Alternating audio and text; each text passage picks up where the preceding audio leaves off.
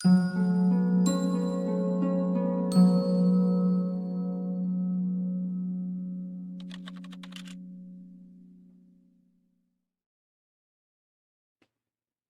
పత్రిజీకి ఆత్మ ప్రణామాలు సమర్పిస్తూ వారి పాదపద్మాలకు నమస్కరిస్తూ ఈ కార్యక్రమాన్ని ప్రారంభిస్తున్నాం. పత్రిజీ నిర్వాణోత్సవం. మీ అందరికీ తెలుసు, పితామహ పత్రి గారు శరీరం విడిచిపెట్టడం. ఆ శరీరం విడిచిపెట్టినప్పుడు పిరమిడ్ ధ్యానులు అందరూ ఎంతో వైభవంగా మహేశ్వర మహాపిరమిడ్ కర్తల్లో చాలా అద్భుతంగా వారికి వీడ్కోలు ఇచ్చి, వారి దేహానికి వీడ్కోలు ఇచ్చి ఆ కార్యక్రమం దిగ్విజయంగా చేశాం. సో దాని తర్వాత అనంతరం అందరూ కూడా నెక్స్ట్ మన కర్తవ్యం ఏంటి, నెక్స్ట్ ఏం చేయాలన్న దాని మీద చర్చించుకుంటున్నారు. దానిలో భాగంగానే ఈరోజు కార్యక్రమం ఇది. సో పత్రిజీ నిర్వాణోత్సవం అంటే ఏంటంటే, పత్రి గారు తన పని తాను పూర్తి చేశారు. భూమి మీద 1000 జన్మలకు సరిపడా పని చేసినారు, అందులో ఎటువంటి సందేహం లేదు. సో ఈ మధ్య కాలంలో అందరికీ ఒకే సందేహం ఉంటుంది. ఎక్కువ మందికి అంటే అసంఖ్యాకంగా మా దగ్గరికి అనేక ఈమెయిల్, వాట్సాప్లో మెసేజ్లు, ఫోన్లు అనేకం వచ్చినాయి. వాటన్నింటినీ పరిశీలిస్తే ఎక్కువ ప్రశ్నల్లో ప్రధానంగా 2 ప్రశ్నలు అందరికీ బాగా వేశారు, అందరిని వేధించినాయి కూడా. ఆ ప్రశ్నలు 2 ఏంటంటే, మొత్తం 3 ప్రశ్నలు ఈరోజు మనకి. ఎందుకు, ఏమిటి, ఎలా. నాకు వచ్చిన దాదాపు ఒక 1000 ప్రశ్నలు, 1000 ఈమెయిల్ లేకపోతే వాట్సాప్లో ద్వారా కానీ రానియండి, అవన్నీ పరిశీలిస్తే 3 తేలినాయి. ఎందుకు, ఏమిటి, ఎలా. ఎందుకు అంటే, పత్రి గారు ఎందుకు వెళ్ళిపోయారు? 2090 దాకా ఉంటానన్న వ్యక్తి ఎందుకు వెళ్ళిపోయారు? ఇది మొదటి ప్రశ్న. 2, ఆయనకు అనారోగ్యం ఏమిటి?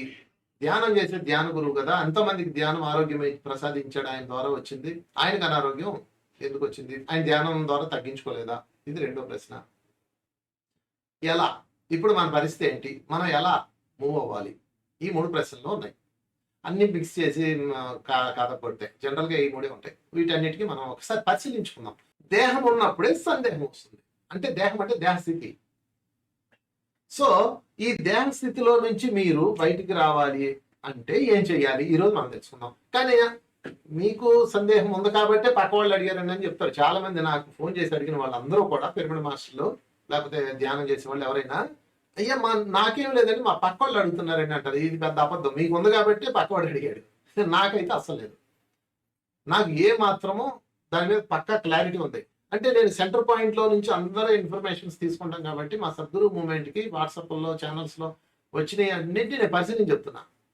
సరే, ఎనీవే 150 సంవత్సరాలు 2095 వరకు ఉంటానన్న పత్రిజీ ఎందుకు వెళ్ళారు? ఇది మొదటి ప్రశ్న. ఈ ప్రశ్నకు ఆన్సర్ ఏంటంటే, పత్రిజీ 2090 దాకా ఎందుకు ఉండాలి? ఈ ప్రశ్నకి మీరు ఈ ప్రశ్న వేసుకోండి. ఎందుకంటే ప్రశ్నే ఆన్సర్. 2090 దాకా ఉంటానన్న పత్రిజీ ఎందుకు వెళ్ళారు అన్న ప్రశ్నకి 2090 దాకా ఎందుకు ఉండాలని మీరు వేసుకోండి ప్రశ్న, మీకే ఆన్సర్ వస్తుంది. ఎందుకు ఉండాలి? నేను సభలో అడిగాను ఎందుకు ఉండాలంటే, ఒకళ్ళ ఆవేశంగా లేచారు, లోక కళ్యాణం కోసం ఉండాలండి అంటాడు. లోక కళ్యాణం కోసం ఉండాలా చెప్పండి?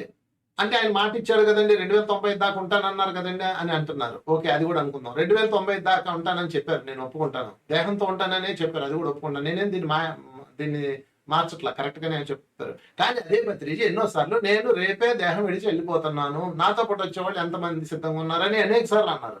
అవి ఎవరు పరిగణలో తీసుకోరా? అంటే వారి ప్రణాళిక వారిష్టం, ప్రణాళిక మార్చుకుంటారు. ఎందుకు మార్చుకున్నారు? అది రెండో దానిలో వచ్చే ప్రశ్న. పత్రిజీ 2090 దాకా ఉంటానన్న వ్యక్తి ఎందుకు ప్రణాళిక మార్చుకున్నారు? ఎందుకు మార్చుకున్నారో మీకు తెలీదా?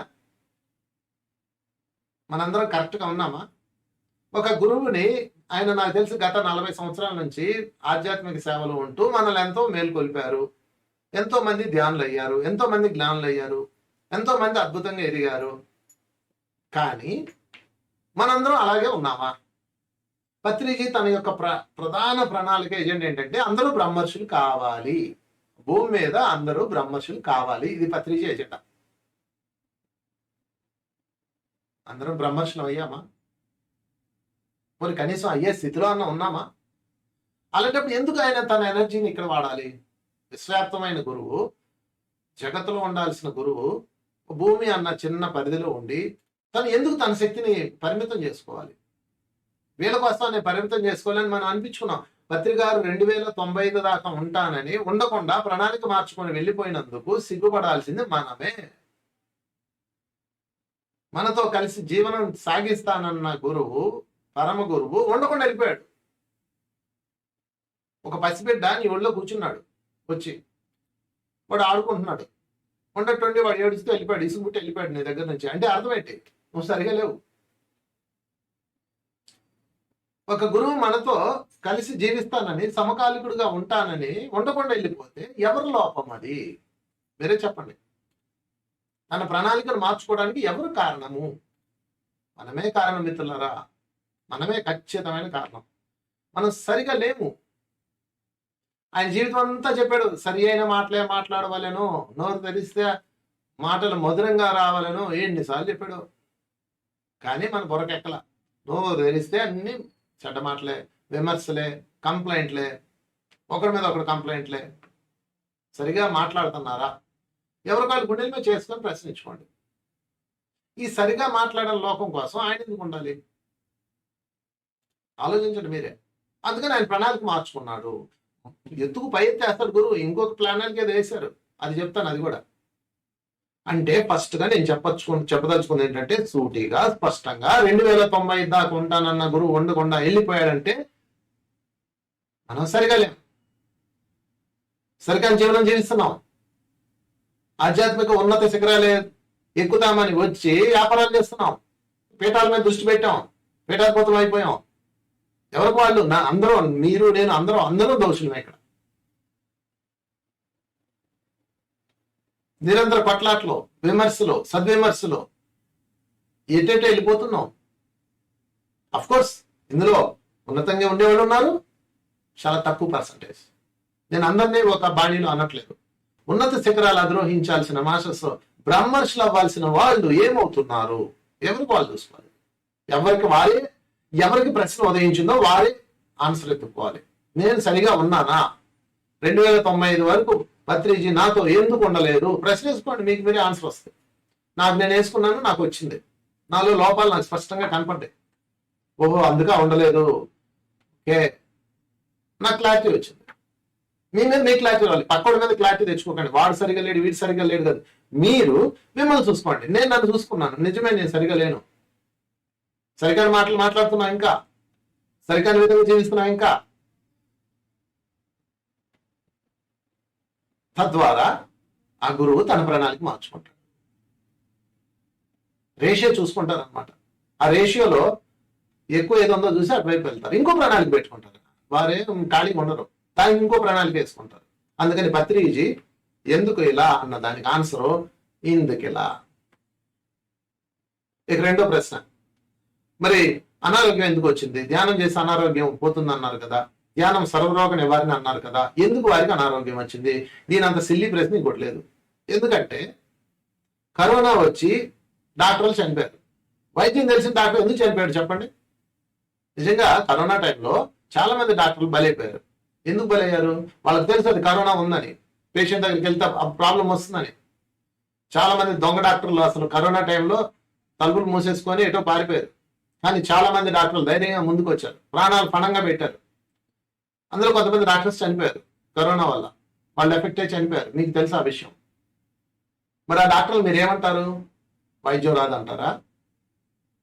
మందులు వాడుకోవడం తెలియదు అంటారా?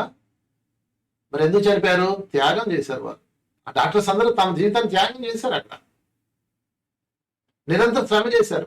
నాకు తెలిసిన ఒక డాక్టర్ ఉన్నాడు, వాడు 24 గంటలు పనిచేశాడు.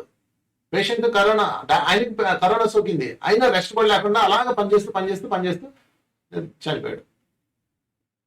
కారణం ఏంటి అంటే వాళ్ళ జీవితం త్యాగం చేశారు. అలాగే పితామహ పత్రి గారు కూడా ధ్యానం చేసుకునే సమయం మనం ఇచ్చామా? ఆయన ధ్యానం చేసుకునే సమయం మనం ఆపుతున్నామా?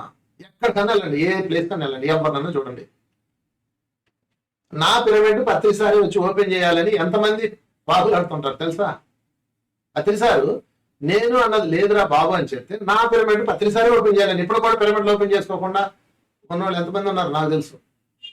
అంటే ఇక్కడ నేను ఎవరిని విమర్శించట్లేదు, నేను హెచ్చరిస్తున్నా. దయచేసి నన్ను అర్థం చేసుకోండి.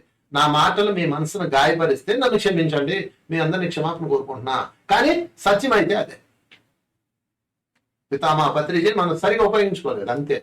బ్రహ్మశ్లోం లేదు. ఇంకా 40 ఏళ్ళు ఒక గురువుతో సహజీవనం దొరకటం ఎంత అదృష్టం.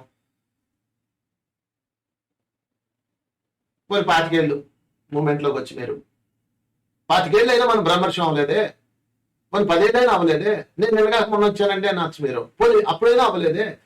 ఒక్క సెకండ్ చాలు. కనుక పత్రిజీ ఎందుకు ఈ లోకాన్ని విడిచి వెళ్ళారంటే తన ప్రణాళిక మార్చుకున్నారు.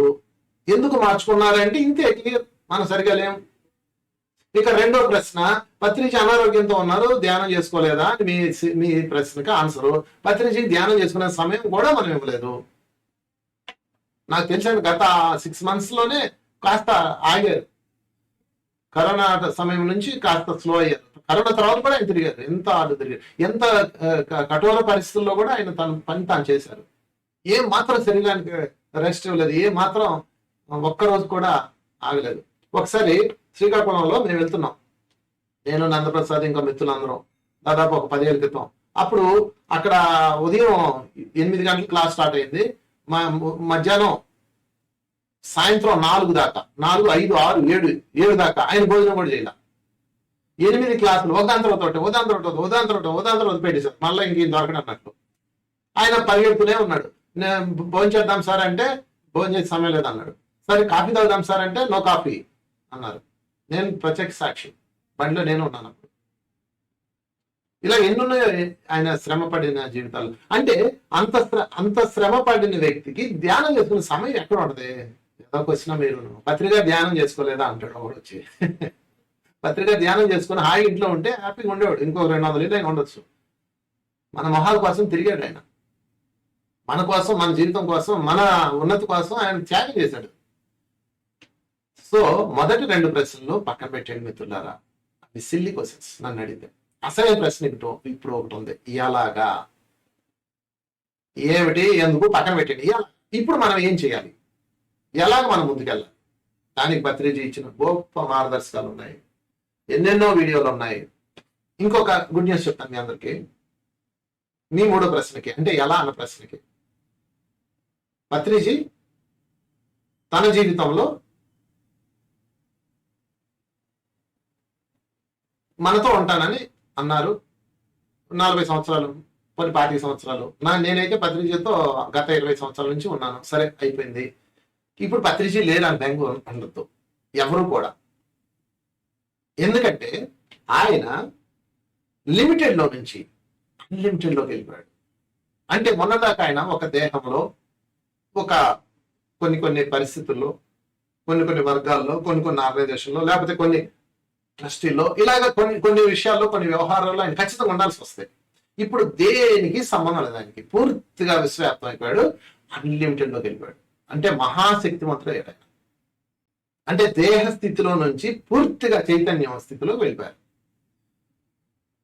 2095 దాకా ఆయన ఎర్త్ ఫ్రీక్వెన్సీలో ఉంటారు ఖచ్చితంగా.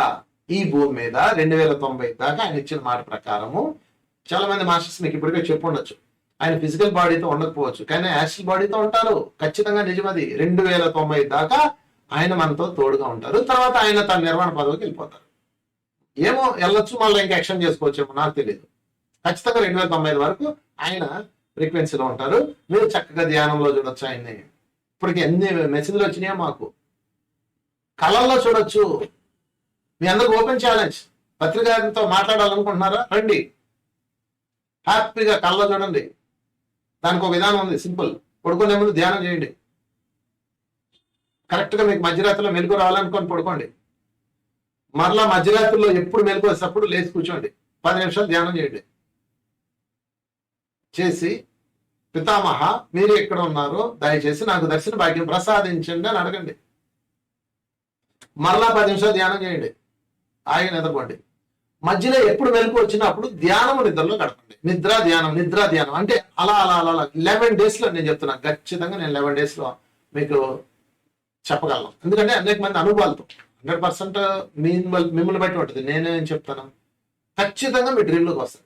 ఇప్పటికే కొన్ని వేల మందికి వచ్చారు, మాకు ఎన్ని వచ్చినాయో మెసేజ్లు. ప్రతిసారి డ్రీమ్లోకి ఎలా వచ్చారు, ఇలా చెప్తున్నారు, అలా చెప్తున్నారు, ఈ అద్భుతాన్ని చూసాం, ఆ అద్భుతాన్ని చూసాం. అసలు చెప్తే మీరు ఒళ్ళు గగురు కూడా వస్తుంది. అన్ని అనుభవాలు ఉన్నాయి మన దగ్గర.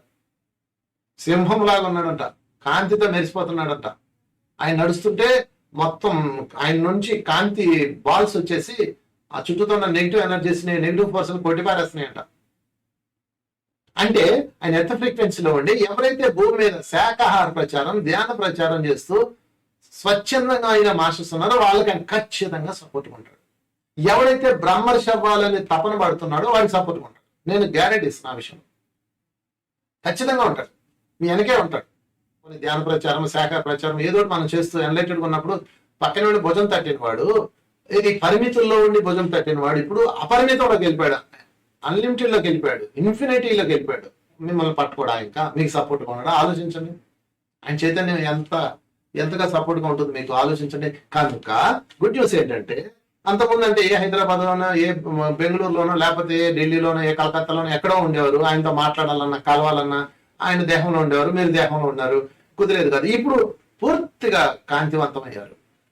ఇంక ఎంత ఈజీ తెలుసు. ఇప్పుడు పత్రిజీతో కనెక్ట్ అవ్వడం సో సింపుల్. కాఫీ తాగిన దానికన్నా సింపుల్. నేనైతే ఎన్నిసార్లు కనెక్ట్ అయ్యానో ఈ లోపు. నాకు ఒకసారి డౌట్ వచ్చింది. అంటే ఇవన్నీ నేనేమన్నా ఈ డ్రీమ్స్ ఇవన్నీ దాని మీద పరిశోధన చేశాను. నేను కొంతమంది మిత్రులకు చెప్పాను, వాళ్ళు వాటిని కొట్టిపడేశారు. కానీ నేను గురువుగారిని అడుగుదామని వెళ్ళా. ఒక ఊరు వైజాగ్ వచ్చారు ఆయన. గురుగారు, మీరు నా కళ్ళకు వచ్చి మాట్లాడుతున్నారు, ఇది సత్యమా అడగాలని వెళ్ళాను. ఎందుకు ఆ డౌట్ వచ్చిందంటే, నాకున్న మిత్రుడు సీనియర్ మాస్టర్ అదంతా నీ భ్రమ అని కొట్టిపారేశాడు.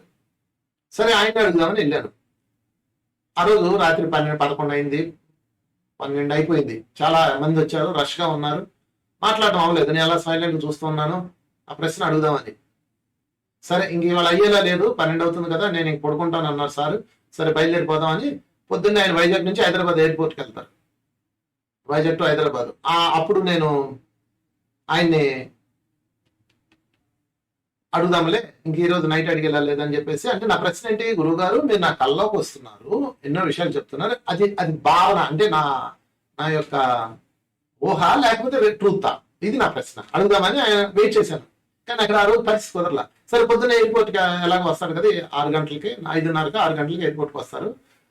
అక్కడికి వెళ్ళి కలుద్దాంలే అన్న ఉద్దేశంతో, సరే గురుగారు నేను రేపు పొద్దున ఎయిర్పోర్ట్కి వస్తాను, అక్కడ మాట్లాడతానండి, అక్కడ వెళ్తానండి అన్నాను. అంటే ఆయన నా కళ్ళలో చూసామన్నారు తెలుసా. ఎందుకంటే ఎయిర్పోర్ట్కి అంత పొద్దున్నే లేచి రావడం, హాయిగా పడుకొని నిద్రపో, రాత్రి కళ్ళలోకి వచ్చి మాట్లాడుకుందాం అన్నాడు. హాయిగా పడుకొని నిద్రపో, రాత్రి కళ్ళలోకి మాట్లాడుకుందాం అన్నాడు. ఎంత నాకు షాక్ అంటే ఆ వరుడు, ఇప్పటికీ నాకు అది గుర్తుంది ఆ సిచ్యువేషన్. అప్పుడు అర్థమైంది నాకు, ఓహో నాకు వస్తున్న విజన్స్ అన్ని నిజమే. అందుకే మీ అనుభవాన్ని మీరు నమ్మండి. అందుకని కళల ద్వారా పత్రిజీని కనెక్ట్ అయిపోవచ్చు హ్యాపీగా. మీరు అందుకే దయచేసి మీరందరూ వాళ్ళ నుంచి ప్రాక్టీస్ చేయండి. రాత్రిపూట యోగ నిద్రలో ఉండండి. మెలకు వచ్చినప్పుడల్లా ధ్యానం చేయండి. నిద్ర వస్తుంది, నిద్రపోండి. నిద్ర ధ్యానం. పగటిపూట 1 గంట అన్నా ధ్యానం చేయాలి. ఎందుకంటే రాత్రిపూట కళలు పగలు గుర్తుండాలంటే పగటిపూట ధ్యాన శక్తి ఉండాలి. కాబట్టి 2 కుకర్మలు చేయకుండా ఉండాలి. కనుక పత్రిజీ ఇచ్చిన ప్రణాళిక ఒక్కటే మిత్రులారా, బ్రహ్మర్షి, బిఏ బ్రహ్మర్షి, మనం బ్రహ్మర్షిని అవ్వాలి. ఇది టార్గెట్ పెట్టుకోండి. ఈ భూమి మీద ప్రతి ఒక్కరూ బ్రహ్మర్షి అవ్వాలి అన్నది ఆయన ప్రణాళిక, ఆ సంకల్పం. ఇప్పుడు యూనివర్సల్గా ఆయన మనకు సహకరిస్తారు, మనతో ఉంటారు. అందుకు మీరు చక్కగా పత్రిజీ చెప్పిన ఎన్నో విషయాలు యూట్యూబ్లో ఉన్నాయి, వాట్సాప్లో ఉన్నాయి, షార్ట్స్లో ఉన్నాయి. వాటన్నింటినీ మీరు చక్కగా చూడండి, వాటిని ఫాలో అవ్వండి. ప్రతి దానిలోనూ ఒక సందేశం నిగూఢంగా ఉంటుంది. అవి పట్టుకోండి. ఎన్ని ఉన్నాయి అనుకుంటున్నారు, అసలు ఎన్ని ఉన్నాయో. నిజంగా మన ఛానల్స్ పుణ్యమని, గూగుల్ తల్లి పుణ్యమని ఎన్ని మనకు వచ్చినాయో. నేను శాంపుల్గా కొన్ని చూపిస్తాను. ప్రతిసారి వాక్కులు జస్ట్ 1 మినిట్, అందులో ఒక సందేశం ఉంటుంది. అవి పట్టుకోండి. వాటన్నిటిని మీరు మీ లైఫ్లో తీసుకురండి, ఇంజెక్ట్ చేయండి. పత్రి గారు 2090 దాకా ఉంటే ఏంటి, ఉండకపోతే ఏంటి, అది మనకెందుకు. ఆయన ఇచ్చిన గొప్ప జ్ఞానామృతం గోలండి. 2090 దాకా ఆయన యొక్క చైతన్యం భూమి మీద ఉంటుంది. కాబట్టి మీరు దానికి కనెక్ట్ అయ్యండి. ఎంత లాభాలు ఒక్కొక్కటి మీకు ఈరోజు ఒక్కొక్కటి చూపించి నేను మీకు శాంపిల్ చెప్తాను, దాని మీద చెప్తాను, దాన్ని మీ లోపల ఇంకించుకోండి ఆయన సందేశాలు. ఎప్పుడు నకారాత్మకంగా ఉండకూడదు. నువ్వేం చేస్తావా ధ్యానం, నీ వల్ల ఏమవుతుంది అని ఎప్పుడు అనకూడదు. బాబు నువ్వే చేస్తావు నాయన, నువ్వే ప్రపంచాన్ని అంతా బాగు చేసే పతంజలి నువ్వే అని చెప్పాలి. చెప్తుంటే అది అవుతుంది. మీకు ఒక చిన్న కేసు చెప్తాను. దీన్ని ఏమంటారంటే రష్యాలో ఆర్టిఫిషియల్ రీఇన్కార్నేషన్ అంటారు. అక్కడ స్కూల్లో పిల్లలు ఉంటారు. నువ్వు ఏం కావాలైనా పిల్లలు అడిగితే నాకు సంగీతం కావాలని కూడా అంటాడు అనుకోండి. నీకు సంగీతం కావాలా అయితే అని చెప్పేసి వాడిని హిప్నటైజ్ చేసి నువ్వు గత జన్మలో త్యాగరాజువి, నువ్వు బీతోవెన్ అని చెప్పేసి ఊరికే చెప్పిస్తాడు. వాడు హిప్నోసిస్లో అవే చూస్తాడు. వాడు త్యాగరాజు కాదు, బీతోవెన్ కాదు, చెప్తారంతే. అది మైండ్లో ఉండిపోయి వాడి తర్వాత బాగా పాడటం మొదలు పెడతాడు వాడు. అంటే వాడి ఆలోచనలు మారుస్తారు. నీ ఆలోచన మారినప్పుడు నీ జీవితం మారిపోతుంది. చూసారా ఫ్రెండ్స్, మన ఆలోచనలే మన జీవితం. కనుక ఎప్పుడు నకారాత్మకంగా ఉండాలి, సకారాత్మకంగా ఉండాలి. మీ ఇష్టం. నకారాత్మక అంటే నెగిటివ్ ఎనర్జీ, సకారాత్మక అంటే పాజిటివ్ ఎనర్జీ, పాజిటివ్ మాటలు, పాజిటివ్ ఆలోచనలు. ఒక చిన్న ఎగ్జాంపుల్ తెలుసా, ఎంత బాగా చెప్పారు ఆయన. ఇలాంటి ఎన్ని ఉన్నాయి, మీరు అసలు ఎన్ని చూశారు, ఎన్ని రాసుకున్నారు, ఎన్ని ఎక్కించుకున్నారు, ఎన్ని చెప్తున్నారు, ఎన్ని పాటిస్తున్నారు, ఆలోచించండి ఒకసారి. ఎందుకన్నా ఏ గురువు ఏమి ఇస్తాడు మీకు? కనుక మొదటిది చాలా ముఖ్యమైనది. ఈరోజు కొన్ని వీడియోస్ మీద నేను మీకు చెప్తాను ఏ పద్ధతిలో ఆ జ్ఞానాన్ని తీసుకోవాలని నేను చెప్తున్నా. ఇప్పుడు మీరు దాన్ని రాసుకోవాలి. మనం నకారాత్మకంగా సకారాత్మకంగా ప్రశ్న వేసుకోవాలి. ఇక్కడ గుర్తుపెట్టుకోండి, పక్కోడికి చెప్పడానికి జ్ఞానం అన్నట్లు అయిపోయింది కాదు. మనం ఏదైతే చెప్తున్నామో అది లోపలికి ఇంగించుకుంటున్నామా లేదా, ప్రాక్టికల్ గా లైఫ్ లో తెస్తున్నామా లేదా అన్నది మనం చూడాలి. ఎప్పుడైతే అలా చూసామో అప్పుడే మన జీవితం సుసంపన్నంగా ఉంటుంది. అప్పుడే మీ జీవిత ప్రణాళిక తయారవుతుంది. జీవిత ప్రణాళిక మీద ఏం చెప్పాడు చూడండి, మరొక పాయింట్ చూపిస్తాను మీకు. నా ఇష్ట ప్రకారం నేను జీవిస్తున్నాను, మీ ఇష్ట ప్రకారం మీరు జీవించండి. నా జీవిత ప్రణాళిక ప్రకారం నేను జీవిస్తున్నాను, మీ జీవిత ప్రణాళిక ప్రకారం మీరు జీవించండి. నా జీవిత ప్రణాళిక నేనే కడతాను, మీ జీవిత ప్రణాళిక మీరే కడతారు. You create your own reality. Take your step in the right direction. The direction is more meditation, more swadhyaya, more sajjan sangatya. That is the direction for every person. हर रोज है, हर दिन है, हर पल है ध्यान के लिए, स्वाध्याय के लिए, सज्जन संगत्य के लिए. చూసారా, మీ జీవితానికి మీరే కర్తలు, నా జీవితాన్ని నేను కర్తనని ఆయన అంటుంటే మనం వెళ్ళి ఆయన జీవితంలో ఏం కర్తం ఏంటి అంటే, ఆయన జీవితానికి మనం ఆ కర్తలం, ఆయన ప్రణాళిక అయింది, ఆయన డిజైన్ అయింది, ఆయన జీవితం అయింది. మరి మన జీవితానికి ఎవరు కర్తలం? మనమే కర్తలం. ఈ విధంగా జీవిస్తున్నామా? ఇంకెందుకు ఉండాలి 2090 దాకా? ఒక్కళ్ళన్నా వాడి జీవితాన్ని చూసుకుంటున్నామా? పక్క వాడి జీవితాన్ని చూస్తున్నాం. వాడిని నేను చెప్పినట్టు అంటున్నాం, వాడిని జడ్జి చేస్తూ జీవిస్తున్నాం. ఎక్కడ ఇంకించుకున్నాం మనం పత్రిజీ చెప్పిన గొప్ప సందేశాలని? మన అదృష్టం ఏంటంటే మీడియా ఉంది. ఇప్పుడు ఆ మీడియా ద్వారా ఇన్ని విషయాలు మనకి అందుబాటులో ఉన్నాయి. అంటే పత్రిజీ లేకపోయినా లక్షల సంవత్సరాలైనా వీడియో మనకు ఉంటుంది. వెనకటి రోజుల్లో గురువు దగ్గర నేర్చుకోవాలంటే ఆయనకి సేవ చేసి ఎన్నో సంవత్సరాలు చేసి ఇంత మొక్క చెప్పేవాళ్ళు ఆ తాళపత్ర గ్రంథంలోంచి తీసి. ఇప్పుడు మీ అరచేతిలో ఉంది ప్రపంచం అంతా. ఆ గురువు ఇచ్చిన గొప్ప జ్ఞానం అరచేతిలో ఉంది. కనుక ఎవరి జీవితానికి వాళ్ళే ప్రధాన కర్తలు అన్నది మైండ్లో పెట్టుకొని అలా ఉన్నానా లేదా మీకు మీరు ప్రశ్నించుకోండి. ఆ తర్వాత 2090 కోసం మాట్లాడండి. ఎందుకు ఇలా జరిగింది? బికాజ్ అంటాం, అంటే ఒక కాజ్ తెలుసుకుంటాం. బికాజ్ ఇందువల్ల వచ్చేది, ప్రతిదానికి ఇందువల్ల జరిగింది అని తెలుస్తుంది. నీ రోగానికి కారణం ఏంటి? పూర్వజన్మ కృతం పాపం వ్యాధి రూపేణ పీడ్యతే. పూర్వజన్మ అంటే ఈ జన్మలో పూర్వం కావచ్చు, గత జన్మల్లో ఉండొచ్చు. కానీ పాపం అనేది వ్యాధిగా వచ్చి తీరుతుంది. పుణ్యం అనేది భోగంగా వచ్చి తీరుతుంది. ధ్యానం అనేది జ్ఞానంగా మారి తీరుతుంది. విత్తనం అనేది చెట్టుగా మారి తీరుతుంది. చూసారా ఫ్రెండ్స్, ఒక అనారోగ్యం వస్తే నాకు ఈ అనారోగ్యం వచ్చింది, పూర్వజన్మ పాపం వ్యాధి రూపేణ పీడ్చితే. ఇది శాస్త్రం చెప్పింది, పితామహ పత్రిజీ ప్రతిపాదించింది. ఎంతమంది నాకు అనారోగ్యం వస్తే నా గతం ఎలా ఉంది, నేను సరిగా లేనని ఎత్తుకుంటున్నారు చెప్పండి. నేను పర్ఫెక్ట్ గా ఉన్నాను, నేను వాడి వల్ల వచ్చింది, వీడి వల్ల వచ్చింది అంటున్నాం. మనకి ఏది వచ్చినా మనమే కారణం. మనం చేసుకున్న గతము గతకాలము కారణం. అది ఆ పాయింట్ ఎందుకు తీసుకోవాలి? అసలు కర్మే లేదు అని చెప్పేవాళ్ళు ఎంతమంది? ఎందుకు ఉండాలి ఇలాంటి వాళ్ళ కోసం పత్రిక? కర్మ సిద్ధాంతం లేదు అని చెప్తున్నారు. అది ఎలా కరెక్టా? అది పూర్వజన్మ పాపం వ్యాధి రూపాయలు పెంచితే ఎన్నో క్లాసులు, 100 క్లాసులు చెప్పాడు. మనం బురకెక్కించుకుంటున్నామా? అనారోగ్యం వస్తే నా అనారోగ్యానికి కారణం వాడో వీడో లేకపోతే ఇండో ఇంకోటో చెప్తున్నాం, కానీ బ్యాక్ ఎవరు వెళ్తున్నాం? వెళ్ళి తీరాలి. ఇది మీరు ప్రశ్నించుకోండి. మిమ్మల్ని మీరు ఎప్పుడైతే ఇది ప్రశ్నించుకున్నారో మీకు ఆన్సర్ వస్తుంది. అప్పుడు ఆయన చెప్పేదానికి విలువ ఉంటుంది. గతాన్ని మనం అవగతం చేసుకున్నప్పుడే అది విగతం అవుతుంది. అప్పుడు నూతనానికి వెళ్తాము మనం. గతం అవగతం కాకపోతే అది విగతం కాదు. భవిష్యత్తుకు మంచి నాంది ప్రస్థాన పలకము. గతాన్ని అవగతం చేసుకోవడమే సింహావలోకనం మై డియర్ ఫ్రెండ్స్. గతంలో జరిగింది కానీ దాన్ని అవగతం చేసుకోవాలి. దాని గురించి కంటెంప్లేట్ చేయాలి, ఆలోచించాలి. ఏం జరిగింది, ఎందుకు జరిగింది, అలా నాకు ఎందుకు జరిగింది, ఇలా ఎందుకు జరిగింది అని సింహావలోకనం చేసుకుని కూర్చోవాలి. మనం లాక్డౌన్ సింహావలోకనం ఎప్పుడు చేస్తాం? పరిగెత్తున్నప్పుడు సింహావలోకనం చేస్తామేంటి? లాక్డౌన్లోనే సింహావలోకనం చేస్తాం. ఈ లాక్డౌన్ పీరియడ్ ఎందుకు వచ్చిందంటే అందరూ సింహావలోకనం చేసుకోవడం కోసము. చూసారా ఫ్రెండ్స్, గతాన్ని అవగతం చేసుకోండి. ఎక్సలెంట్ స్టేట్మెంట్ ఇది. ఈ ఒక్క స్టేట్మెంట్ తో మన జీవితం మొత్తం మారింది. ఎంతమంది దీన్ని తీసుకున్నాం? మీకు ప్రజెంట్ ఏమైనా జరిగితే గతం వైపు వెళ్ళరా? గతాన్ని అవగతం చేసుకోరా? మీ జీవితంలో ఏం జరిగితే అది.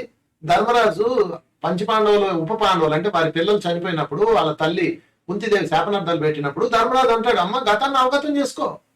గతంలో మన ధర్మంలో లేము. ఒకప్పుడు మనం లక్కీలు కాలిపోయేటప్పుడు ఒక కుటుంబం అలా సజీదహనం అవడాన్ని చూస్తూ ఊరుకున్నాం. అందుకని మన పిల్లలు పోయారని క్లియర్ గా చెప్తాడు. గతాన్ని అవగతం చేసుకున్నాడు ధర్మరాజు. అందుకే ధర్మరాజు అద్భుతంగా ఇప్పటి వరకు మన మధ్య ఉన్నాడు. మన గతాన్ని అవగతం చేసుకోవట్లా. ఏది జరిగినా పక్కవాడి మీద చూపిస్తున్నాం. ఏది జరిగినా వాడు కారణం వీడి కారణం అంటున్నాం. గతాన్ని అవగతం చేసుకోండి. ఈ ఒక్క పాయింట్ చాలదా మీ జీవితానికి? ఇంకా 100 ఏళ్ళు ఉండాలా గురువు గారు? ఒక్కళ్ళన్నా దీన్ని మనం ఎక్కించుకున్నామా? గతాన్ని అవగతం చేసుకుంటున్నామా? ఏదైనా సిచ్యువేషన్ జరిగితే దానికి సంబంధించిన గతం మీద ఎంతమంది ఫోకస్ పెడుతున్నారు మీలో? ఇక్కడ చేసుకొని మాట్లాడండి. ఇక్కడ చేయబెట్టుకొని మిమ్మల్ని మీరు ప్రశ్నించుకోండి. నన్ను నేను ప్రశ్నించుకున్నాను కాబట్టి నాకు ఇవన్నీ క్లారిటీ వచ్చినాయి. కనుక గతాన్ని అవగతం చేసుకుందాం. 30 సంవత్సరాల నుంచి మన పిరమిడ్ మాస్టర్స్ అందరూ చెప్తున్నారు, వీధి వీధిన తిరిగి మాంసం తినొద్దు, కోడిని తినొద్దు, చేపలను పట్టద్దు, చేప నీ ఆహారం కాదు, యాపిల్ తిను, అరటిపళ్ళు తిను, టమాటా తిను, ఆలుగడ్డ తిను, చేపను తినకు, కోడిని తినకు, మిగతా ఎవరన్నా విన్నాడా? చూసారా? గత 30 సంవత్సరాలుగా పితామహ పత్రిజీ గ్రామాలు, వీధులు, రోడ్లు ఎన్నెన్నో తిరిగి శాకాహారం చెప్పారు. ఒక మామూలు విషయం చెప్పండి ఇది. దేశాలు, విదేశాలు, జిల్లాలు, రాష్ట్రాలు ఎన్నెన్నో తిరిగారు. ఏం జరుగుతుంది భూమి మీద? ఒక రోజుకి 30 కోట్ల కిలోల మాంసం తింటున్నారు ఈ జనం. ఒక రోజుకి భూమి మీద 30 కోట్ల కిలోల మాంసం. ఆలోచించండి ఒకసారి. ఎందుకు ఉండాలి ఆయన ఈ లోకంలో? చెవిటోడి ముందు శంకు వదినట్టు ఉంది. ఎవ్వడికి ప్రశ్న అడిగే హక్కు లేదు. పత్రికారిని ప్రశ్న అడిగే హక్కు ఎవరికి లేదు. అసలు దాన్ని ఆలోచించే అర్హత కూడా లేదు. అందుకని అక్కడ ఏం జరిగిందో అదే జరిగింది, దట్స్ ఆల్. ఇప్పుడు ఆలోచించాల్సింది ఏంటి? ఇక నుంచి అన్న మా జీవితాన్ని ఎలా మార్చుకోవాలి? ఒక పరమ గురువు తన జీవితాన్ని మన కోసం డెడికేట్ చేస్తే మనం ఏం మారాము? ప్రతి ఒక్కరు ఆలోచించండి. ప్రశ్న వేసే ముందు ఆలోచించండి. ఇచ్చిన సమయాన్ని ఎక్కడ ఉపయోగించుకున్నాము, మళ్ళీ కొత్త సమయం అడుగుతున్నాం అని ప్రశ్నించుకోండి. పరమ గురువులు అందరూ వచ్చి మన కోసం వాళ్ళు తమ రక్తాన్ని, తమ జీవితాన్ని, తమ ప్రాణాలని బలంగా పెడితే మనం మాత్రం శుభ్రంగా తిని తొంగుంటాం. 30 కోట్ల ప్రాణులు తింటున్నారంటే ఆలోచించండి ఎంత దారుణమైన పరిస్థితిలో ఉందో భూమి. కనుక ఎక్కించుకోండి. ఇప్పటికైనా మీ ఆత్మలోకి జ్ఞానాన్ని మరింత లోతుగా తీసుకెళ్ళండి. గురువు ఇచ్చిన సందేశాలని మిమ్మల్ని మీరు మార్చుకోండి. ప్రపంచాన్ని మార్దాం. మనం మార్చుకుంటే ప్రపంచం మారుతుంది. ఇప్పటి వరకు ఆయన చెప్పిన పాయింట్స్ ఊరికే శాంపిల్గా చెప్పాను. నేను ఒక అవగాహన కోసం చూపిస్తున్నా. ప్రతి మనిషికి ఒకటే ఒకటి అవసరం, దాని పేరే ధ్యానం. ఇంకోటి ఏది అవసరం కాదు. మిగతావన్నీ కాలక్షేపాలు. డబ్బు సంపాదించుకోవడం కాలక్షేపం, టైంపాస్. మనకి కాలక్షేపం కాదు, కాల వినియోగం కావాలి. We have to use the time, not just pass the time, not kill the time. How do you use your time? కూర్చోవడం, హాయిగా కూర్చోవాలి. ప్రతి మనిషి ప్రధానమైన ఎజెండా ధ్యానం చేయడం. ఎంతమంది ధ్యానం చేస్తున్నారు రెగ్యులర్గా? ప్రశ్న వేసుకోండి. రెగ్యులర్గా ఎంతమంది ధ్యానం చేస్తారు? అమావాస్యకు పుణ్యానికి కాదు, అప్పుడు 1 గంట చేసాం, అప్పుడు 10 గంటలు చేసాం కాదు. రెగ్యులర్గా ప్రతిరోజు ఎంతమంది ధ్యానం చేశారు? నన్ను నేను వేసుకున్నాను ఈ ప్రశ్న, నాకు సిగ్గేసింది. నిజమే, పనిలో పడి నేను ధ్యానం చేయలే ఆ మధ్యకాలంలో. ఆ రోజు సిన్సియర్గా రోజుకు 1 గంట చేస్తా వెళ్తున్నా. ఈ వీడియో చూశాక నాకు జ్ఞానోదయం అయింది. నిజమే కదా, ఎంతమంది. మనం ఏమనుకుంటామంటే ఇంకోటితో ధ్యానం చెప్తున్నాం, ఆ పనిలో పడి మనం మానేస్తున్నాం. ఏమవుతుంది చెప్పండి? నెగిటివ్ ఎనర్జీ మీ మీద ఫామ్ అవుతుంది, వేరే వాడి ఆలోచనలు మీ మీద వస్తాయి. కనుక ప్రతి మనిషికి ఉన్నది ఒకే ఒక్క పాయింట్ ఏంటంటే ధ్యానం చేయడం. ఆయన జీవితం అంతా 30 సంవత్సరాలు ధ్యానము శాకారమే చెప్పాడు. ఎందుకు మరి అందరూ ధ్యానం చేయట్లేదు? మేము సీనియర్లు మనం చెప్పుకునే వాళ్ళు కూడా ధ్యానం చేయట్లా. ఎందుకు చేయట్లేదు? ఎవరికి వాళ్ళు పరిశీలించుకోవాలి, ఆత్మ పరిశీలన. ఎప్పుడైతే అలా ఆత్మ పరిశీలన చేసుకున్నామో అప్పుడు ఆ గురువుకి మరింతగా మనతో ఉండాలని ఉంటుంది. ఎప్పటికైనా మునిగిపోయిందే లేదు, దేహంలో ఉండకపోవచ్చు, దేహం ఇంకా స్వల్పమైంది. ఆత్మపరంగా వచ్చి మీ పక్కన కూర్చుంటాడు, నీకు గ్యారెంటీ ఇస్తున్నా. 2090 దాకా మీ పక్కనే మీతోనే ఉంటాడు. మీరు కనుక మనం కనుక ఈ విధంగా పరిశీలించుకోండి, మనల్ని మనం మార్చుకుంటూ సమాజాన్ని మార్చుతూ ముందుకెళ్తే, డెడికేషన్తో ఉంటే ఖచ్చితంగా ఉంటారు. ఇంకా చూడండి ఎన్నో సందేశాలు ఉన్నాయి, లక్షలు ఉన్నాయని, ఎన్నో అనుభవాలు ఉన్నాయి. ఏ మనిషి నిన్ను బాధ పెట్టకూడదు, బాధ పెట్టగలగకూడదు. ఏ విషయం నిన్ను బాధ పెట్టగలగకూడదు. అప్పుడు నీ బుద్ధి 100% ఉన్నట్టన్నమాట. నీకేదైనా దుఃఖం వచ్చింది అంటే అదే నీకు సూచిక. నీకు ఇంకా మనసు ఉందోయ్, మనసు శాతం ఇంకా ఉందోయ్, మిగిలిపోయిందోయ్, దాన్ని కరిగించాలోయ్ అని మన దుఃఖం మనకి చెప్తుంది. ఆకలి ఏం చెప్తుంది మనకి? ఇంత కడుపులో వెయ్యవోయ్ అని చెప్తుంది ఆకలి. ఆకలి లేకపోతే వేస్తామేంటి? ఆకలి ఏం చెప్తుందంటే మనకి ఒక దిశానిర్దేశం ఇస్తుంది. నువ్వు పోయి ఆ దోశ తిను, ఆ ఇడ్లీ తిను, వడ తిను, ఏదో ఒకటి వెయ్యి, నోట్లో వెయ్యి అని చెప్తుంది. అలాగే దుఃఖం ఏం చెప్తుంది? ఇంకా పోయి ధ్యానం చేయబోయ్. నీకు ఇంత దుఃఖం ఉన్నప్పుడు అంత ధ్యానం చేయాలి, కొంత దుఃఖం ఉన్నప్పుడు కొంత ధ్యానం చేయాలి. అసలు దుఃఖమే లేనప్పుడు నువ్వు ధ్యానమే చేయక్కర్లేదు. చూసారా ఫ్రెండ్స్, మన దుఃఖం ఉంది అంటే మనకు అజ్ఞానం ఉంది, అజ్ఞానం ఉందంటే మనం ధ్యానం చేయట్లేదు, అంతే. చాలా మంది పిరమిడ్ మాస్టర్లు నిజంగా పత్రిజీ వెళ్ళినప్పుడు, అక్కడికి పితామహ పత్రిజీ ఆ రోజు నిర్వాణోత్సవంకి వచ్చినప్పుడు, స్మరణోత్సవానికి వచ్చినప్పుడు ఒక రాజకీయ నాయకుడు వచ్చాడు. ఆయన ఏమన్నారు తెలుసా? ఈ గురువు మిమ్మల్ని ఎంతో అద్భుతంగా తయారు చేశాడు, ఇక్కడ ఎవరు ఏడవట్లేదు, గగ్గోలు పెట్టలేదు, గుండెలు బాదుకోవట్లేదు. జనరల్ గా బాడీని తీసుకెళ్తున్నప్పుడు ఏం చేస్తారు? ఏడిచి బెడబొబ్బులు పెట్టి గగ్గోలు పెడతారు. ఇది ఎవరు ఇక్కడ ఏడవట్లా. ఎంత ఆశ్చర్యం ఉంది నాకు ఈ పిరమిడ్ ప్రపంచం. అంత సంబరాల్లో, మీ అందరూ లైవ్ లో చూసే ఉండొచ్చు, పత్రికారిని సంబరాల్లో తీసుకెళ్లారు, అందరూ డాన్స్లు వేసుకుంటూ వెళ్ళారు. ఎవ్వరూ కన్నీరు కాచలేదు. కొంచెం వియోగం ఉంటే కాసేపు కళ్ళు తడి అయి ఉండొచ్చు, అది వియోగం ఉంటుంది. అయ్యో పత్రికారు వెళ్ళేరే మన మధ్య దుఃఖపడే వాళ్ళందరూ కూడా ఆయన చెప్పిన ఇప్పుడు సందేశం వినండి. మరొకసారి రిపీట్ చేసుకోండి. లాస్ట్ గా ఇంకొక సందేశం చూసి మనం మన ప్రణాళిక నిర్ణయించుకుందాం. మిత్రులారా, ఇదే అసలైన నిర్వాణోత్సవం.